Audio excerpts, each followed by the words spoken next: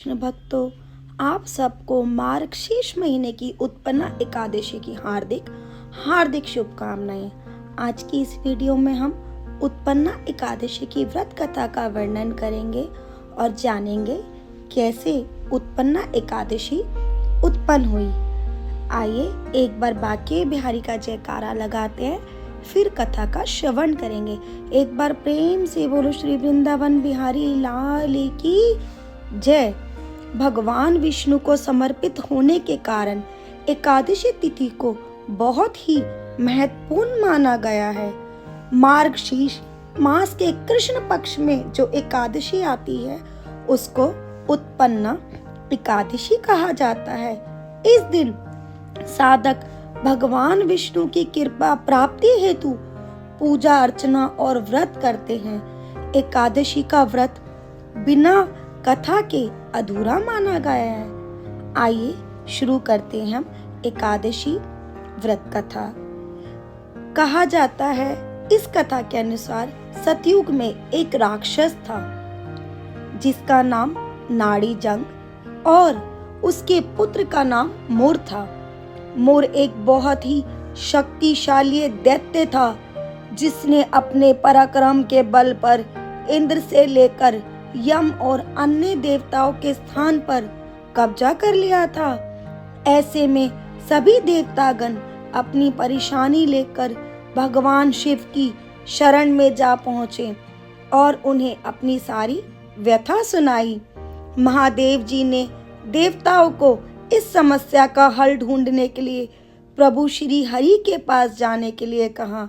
इसके बाद सभी देवता अपनी व्यथा लेकर भगवान विष्णु की शरण में पहुंचे और विस्तार से उन्हें सारी बात बताई। 10,000 वर्षों तक चला युद्ध। देवताओं की समस्या का हल करने के लिए भगवान विष्णु मुर को पराजित करने के लिए रणभूमि में जहां पहुंचे, जहां मुर देवताओं से युद्ध कर रहा था। भगवान विष्णु जी को देखते ही मुर ने उन पर भी प्रहार किया और कहा जाता है कि मुर और भगवान विष्णु का जो युद्ध था वो 10,000 वर्षों तक चला। विष्णु जी ने अनेक प्रहार के बाद भी दैत्य मुर नहीं मरा। इस तरह से उत्पन्न हुई उत्पन्ना एकादशी।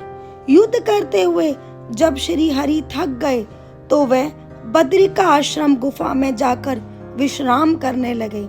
इस पर दैत्य मुर भी विष्णु जी का पीछा करते हुए उस गुफा में जा पहुंचा। उस राक्षस ने भगवान पर वार करने के लिए हथियार उठाए हुए थे कि तभी भगवान विष्णु के शरीर से एक कांतिमय रूप वाली देवी प्रकट हुई।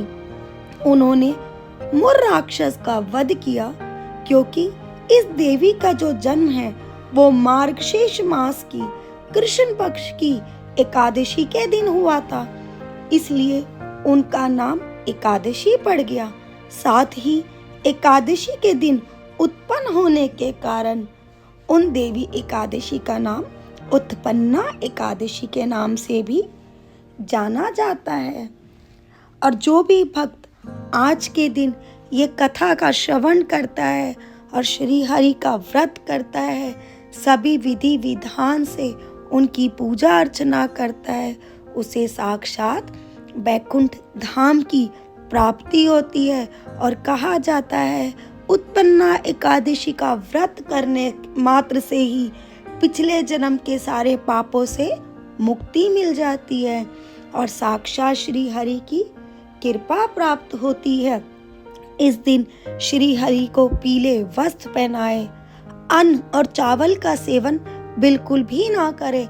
इस दिन फलिहार करें और जो लोग सिर्फ फल नहीं खा सकते वो कूटू का भी भोजन बना ग्रहण कर सकते हैं। एक दिन पहले से ही शाम से, जो एक दिन एकादशी की पहले की शाम होती है उस दिन से ही एकादशी के व्रत का पालन करें।